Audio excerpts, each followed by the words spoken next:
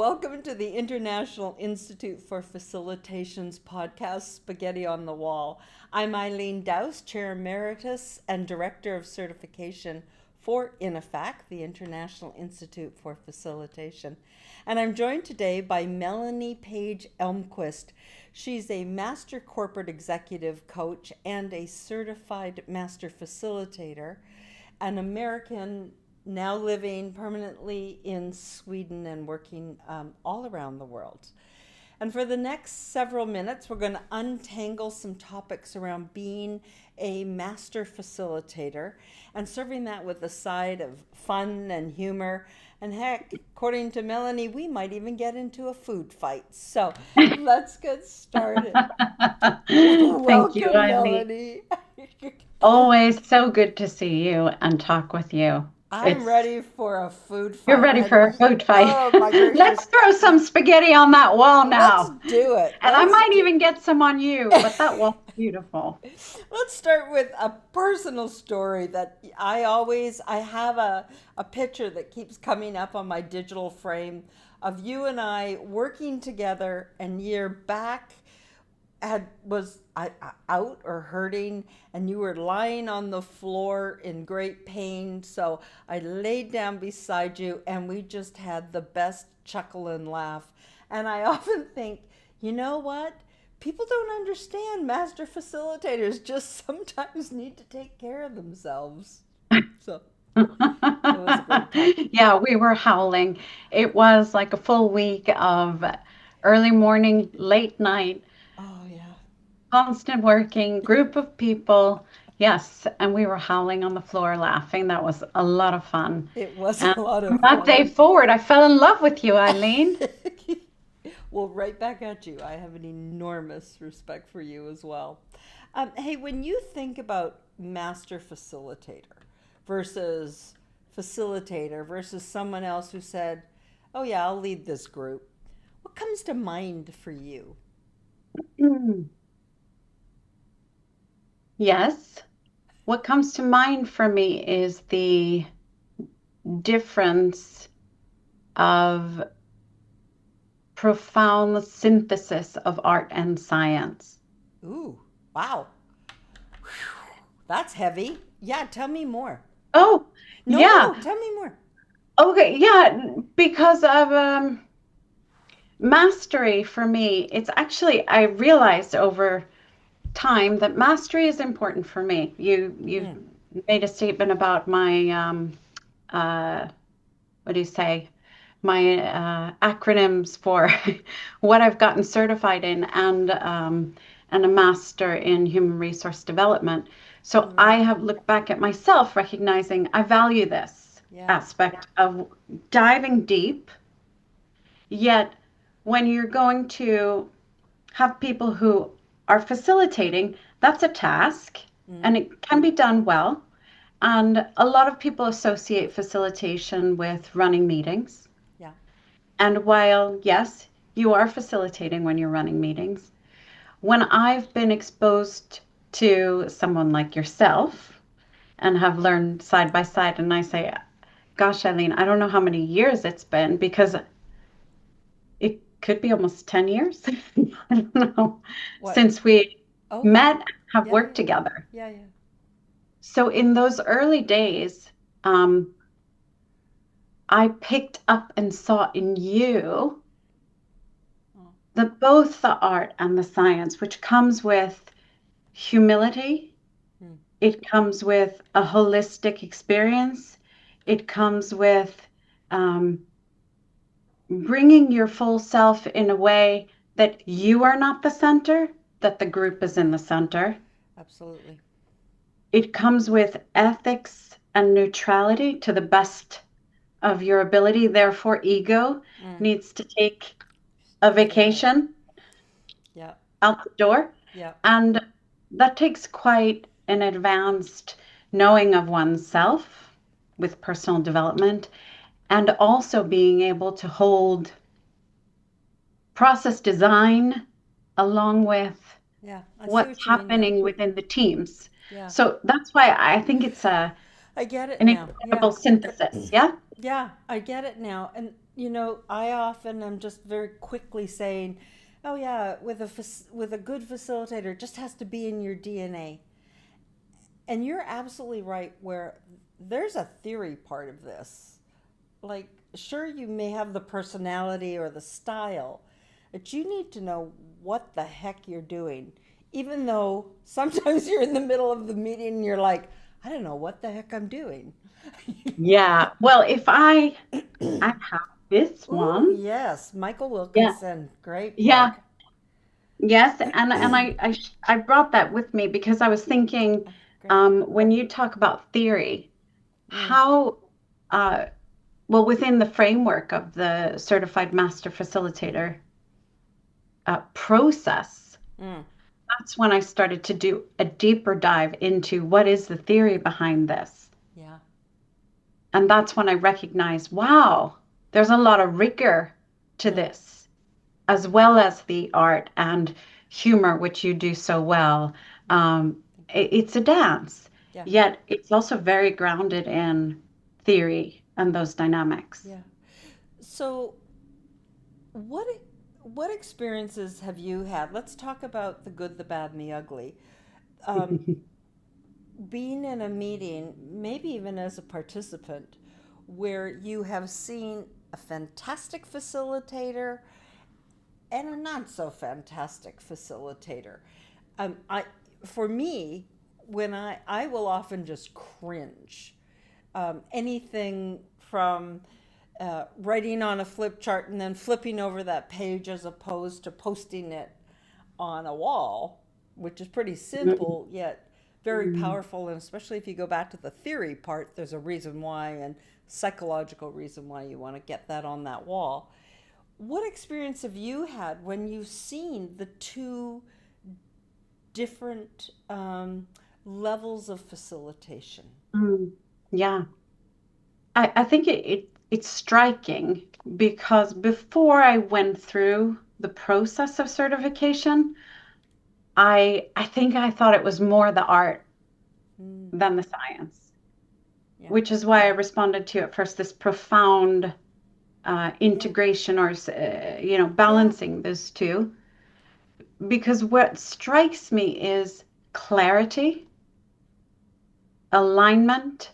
It's like when you talk about this little thing of the flip chart paper, getting it on the wall, something that I noticed that became more rigorous for me is the agenda and the timing visible to the group, yeah, the outcomes and the why we're here yeah, visible to the group, so that you can keep coming back to this. The contract and agreements right. visible to the group, the parking lot or the freezer, the cooler, so that these are things that will ground the group and empower them so that you as a facilitator giving it back to them. Yeah.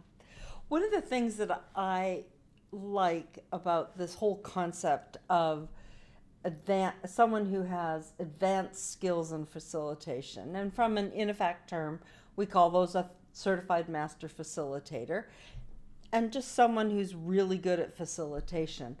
I often say they have this toolbox, right? Mm. I have been in a meeting um, with a client where we were doing this team building, right? It was going to be an all day team building. I was ready, I had my agenda, I was confirmed with the client. And then we had this terrific moment, very profound moment, deep conversations with the team. And at noon, the client said to me, "This was so amazing. This was like, I learned so much. Do you know what? We don't need to do team building this afternoon. Could we please just do a strategic planning session?" And I'm like, "Of course we can." And I spent lunch, literally lunch, redesigning the afternoon. I think having all these tools, and maybe it comes with experience as well, but tools available. Your thoughts? Like we could get into a food fight here, so Yeah, we could throw all the tools on the wall. we can throw tools on the wall. Yeah, so my thoughts about it is actually that for me is both the art and the science. The science part is like, okay, you're reaching into this big bag of Santa Claus gifts or something like a Yeah. magic hat. Like, oh, I've Yeah. got the rabbit now, and Yeah. oh, I've got Racy, or oh, I've got this, or In my case, it's like, thank God there was a rabbit in there because I needed to pull something out. and I realized the knowledge and the exposure and the use and the ability to experiment with those things brings more confidence. Yeah. So tools are important, very important, and to have a wide range. Yeah. And then the idea of flexibility is critical because it's not about you and what you've prepared and what you've planned. Yeah. It is what is the need that will bring this group to the highest level that's possible for their potential. And I think that's tough for many people because it's like, I'm sorry, I'm comfortable with my agenda. In part of the certification is, we've got some roles in the certification where you set up this simulated facilitation, and one of the roles may or may not be challenge and say, hey, now I want to change the agenda. People Yeah. get really tense about that. Some people Yes. will say, you know what? I talked to your client and this is the agenda, or trust me. Well, why would they ever trust you? Or can we just go with this and you'll Yeah. see later on that that's okay. Yeah. So this is where you hit on something that became really evident to me through my certification process, which is what does neutrality really mean? Mm, And how do you become non-attached to your process mm, and much more focused on what they need and what they're asking for and how do you read underneath and if they want to change things, being able to, as I've seen you as you did, why of course. That's something I think I could Meanwhile, my brain more is like, what? gracefully more gracefully improve upon. Yet it is a hard skill to work with, and it reminds me of, because I have training as an actor, um, Right. in undergraduate work, that improvisation, and one of the techniques in facilitation and coaching, teaching others, Yeah. yes, and Yeah. yes, Yeah. and here's how we're going to do that. Yeah. And that example you gave me, I was with a CFO group. They were right before they were going for an IPO, and I was supposed to do 2 days with them. And after the first day, I sat down with the leader and the HR BP, and they said, "Okay, we want to redo day two. Um, we really want to get closer to each other. We want to Yeah. give each other really hard feedback, like get naked." Yeah. And so that's what I did in my hotel room that evening, was redesign day two, and and it went swimmingly. It was Yeah. fun. It Congrats. was fun, but Right. it does create, depending on your personality profile, and if you're not used to Right. working with on the fly or knowing what might work or being able to leave it over to them as you facilitate, because it's a co-creation in my. Absolutely. Yeah. Absolutely. And speaking of co-creation, we talked about food fighting. We talked about you and I laughing on the floor. Let's talk about co-facilitating. Ah, Because, yeah, exactly. I have had co-facilitators that I'm like, this is not an ego issue here. They always needed more time. They wanted to not just do it their way. They wanted just the group. And I'm like, no, no. And you also talked about improv, and one of the rules of improv is make your partner look good. And the very first time we worked together, I said, here's my rule. My rule is make your partner look good. So no matter what, I've got your back.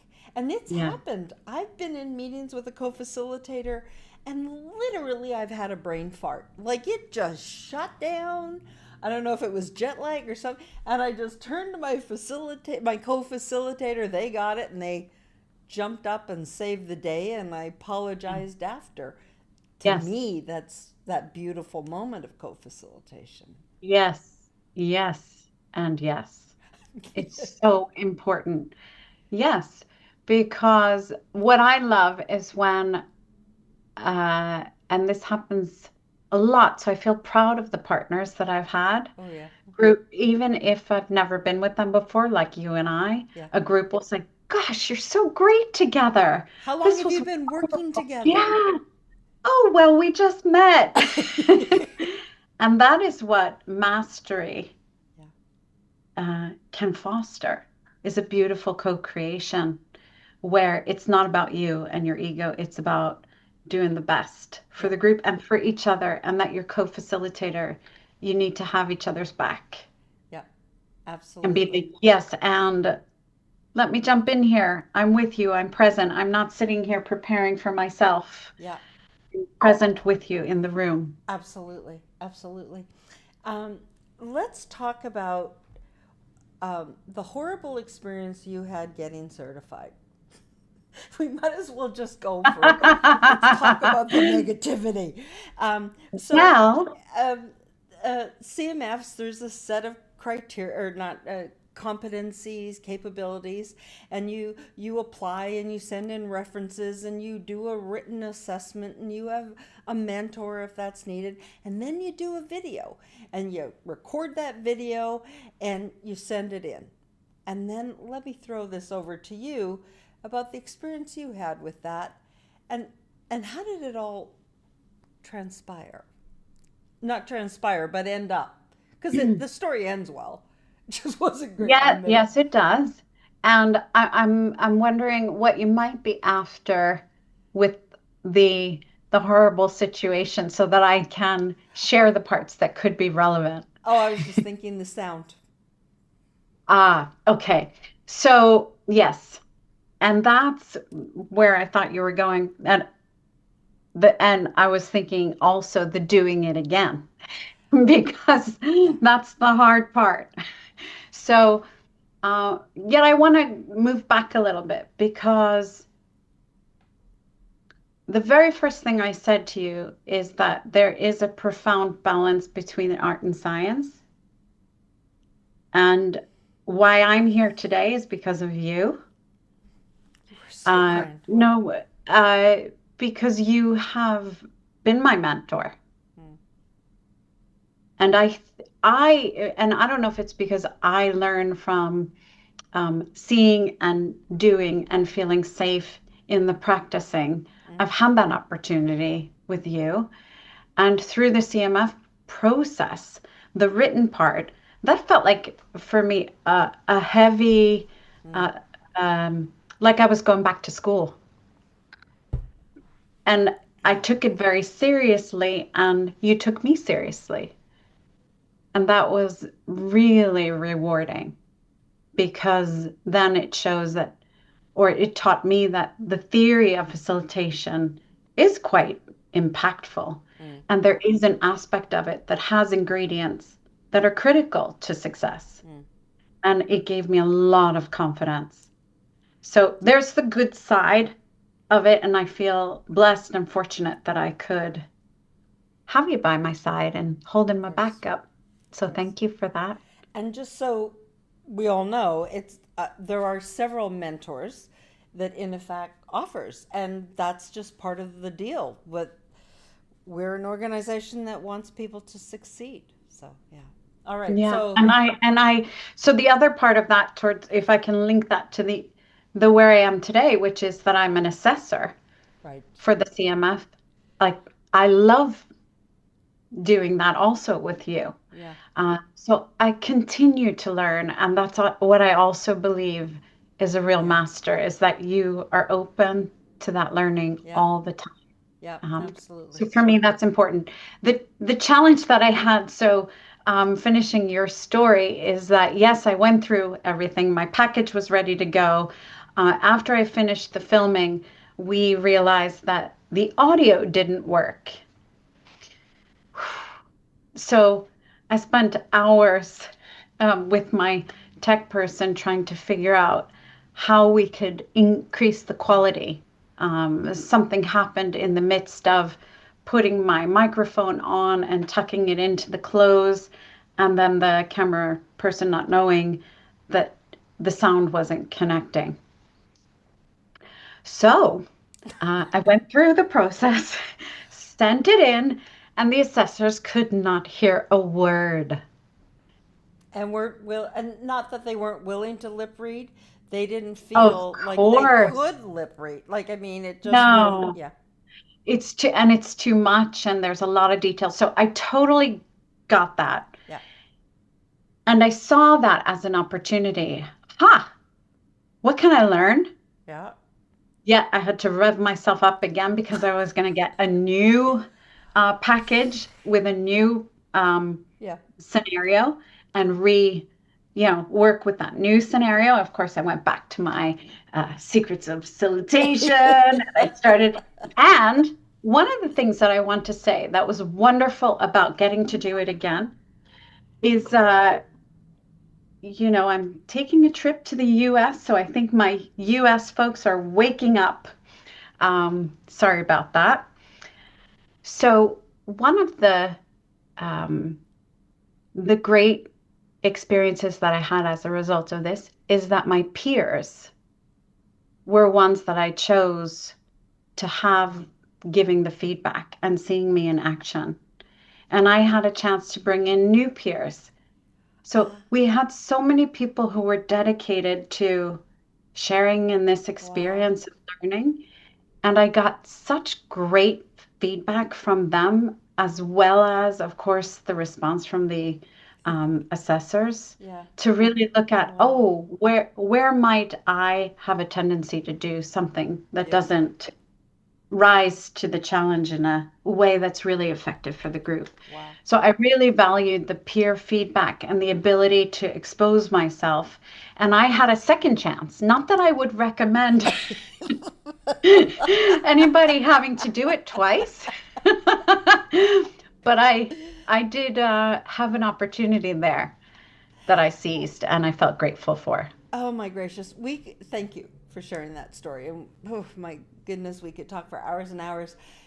Can't. So, my last question to you is and we've just got about a minute or two left.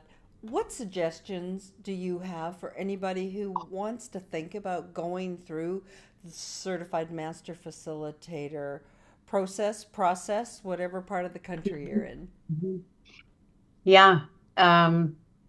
Humility first. Mhm.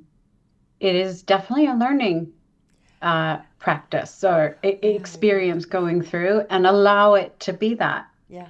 How can I use this situation to be even better? So that I would use the word intentionality, so that you don't just go, oh, I just want to get certified, that you're intentionally using it for learning and deep reflection, self-awareness. It builds a strong foundation, I would say, and has given me so much personal and professional growth. And seek mentorship.